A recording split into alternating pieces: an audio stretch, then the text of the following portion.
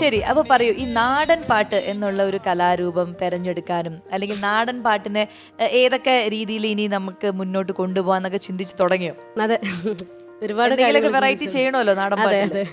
ഇപ്പൊ പഴയ കാലം പോലെ അല്ലല്ലോ, ഇപ്പൊ എല്ലാത്തിനും വെറൈറ്റി ആണ് വേണ്ടത്. ഇപ്പൊ ന്യൂ ജനറേഷൻ തന്നെ ഏറ്റെടുക്കണമെങ്കിൽ ആ രീതിയിൽ നമ്മളിപ്പോ മുമ്പോട്ട് പോയേ ഒക്കത്തുള്ളൂ.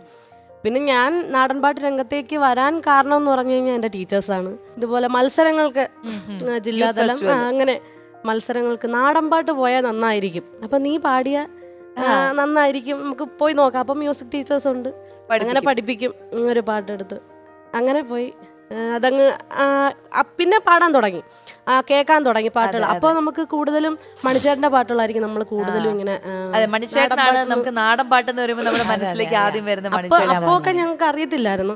അപ്പോൾ മണിച്ചേട്ടൻ്റെ പാട്ടുകൾ പാടും, അങ്ങനെ ആയിരുന്നു. പിന്നെയാണ് ഒരു സമിതി ഇങ്ങനെ വിളിച്ചു, ഇങ്ങനെ ഞങ്ങളുടെ സമിതി നിൽക്കാൻ താല്പര്യമുണ്ടോ എന്ന് പറഞ്ഞിങ്ങനെ വിളിച്ചു. അപ്പോൾ ഞാൻ ചിന്തിച്ചു, കൊള്ളാം, സ്റ്റേജുകളിലേക്ക് കയറിയാൽ കൊള്ളാലോ എന്നിങ്ങനെ ആലോചിച്ച് അങ്ങനെ. ഷീലാമ്മയ്ക്ക് എങ്ങനെയാണ് നാടൻ പാട്ടുകൾ കേൾക്കാൻ ഇഷ്ടമുള്ള ഒരാളാണോ? വലിയ ഇഷ്ടമാണ്, വലിയ ഇഷ്ടമാണ്. ശ്രീപാർവതിക്ക് അതുപോലെ കലാഭവൻ മണി ചേട്ടന്റെ പേരിലുള്ള ഒരു പുരസ്കാരം കിട്ടിയിട്ടുണ്ട്. അതെ അതെ, ഓടപ്പുഴ പുരസ്കാരം 2018-2019 കലാഭവൻ മണി ഫൗണ്ടേഷനിലെ ഓടപ്പുഴ പുരസ്കാരമാണ്. തിരുവനന്തപുരം ജില്ലയിലെ മികച്ച നാടൻപാട്ട് കലാകാരി കിട്ടിയതിലാണ് എനിക്ക് സന്തോഷം. കാരണം എൻ്റെ ഹസ്ബൻഡ് എഴുതി സംഗീതം ചെയ്ത പാട്ടിനാണ് അച്ഛന്റെ പൊന്മകൻ എന്ന് പറഞ്ഞ പാട്ടിനാണ് എനിക്കൊരു ശ്രീപാർവതി അറിയപ്പെടുന്നത് നാടൻ ആ ഒരു പാട്ടിന്റെ രംഗത്തിൽ അറിയപ്പെടുന്നത് സജി പാറു എന്നാണ്. കാരണം അദ്ദേഹത്തിന്റെ പേര് സജി എന്നാണ്. പാർവതി, ശ്രീ പാർവതി അങ്ങനെ ആർക്കും അറിയത്തില്ല. പാറു എന്നാണ്. പാട്ടുകാരനാണോ? ഹസ്ബൻഡ് പാട്ടുകാരൻ, സിംഗറാണ്. പിന്നെ ഒരു മ്യൂസിക് പാട്ടിനിടയ്ക്ക് ലവ് ആയതാണോ? അതെ, ഞങ്ങളുടെ സമിതിയിൽ ലീഡ് പാടാൻ വന്ന് പിന്നെ ഇപ്പൊ ഞങ്ങൾ ഒരുമിച്ച് ലീഡ് പാടുന്നു. ഒരുമിച്ച് അങ്ങനെ കണ്ടു, ഇഷ്ടപ്പെട്ടു, ലീഡ് ചെയ്ത് ജീവിതം ലീഡ് ചെയ്ത് മുന്നോട്ട് കൊണ്ടുപോവാണ്. അതെ അതെ, അദ്ദേഹം ഇവിടെ വന്നിട്ടുണ്ട്. ഷീലാമ്മ അടുക്കിരിക്കുന്ന ആളാണ്. അപ്പൊ എന്തായാലും അവരെ കൂടി ഒന്ന് പരിചയപ്പെടാൻ വന്നിരിക്കുന്നത്. ആദ്യം തന്നെ ചേട്ടനെയാണ് ഞങ്ങൾ പരിചയപ്പെടാൻ ആഗ്രഹിക്കുന്നത്.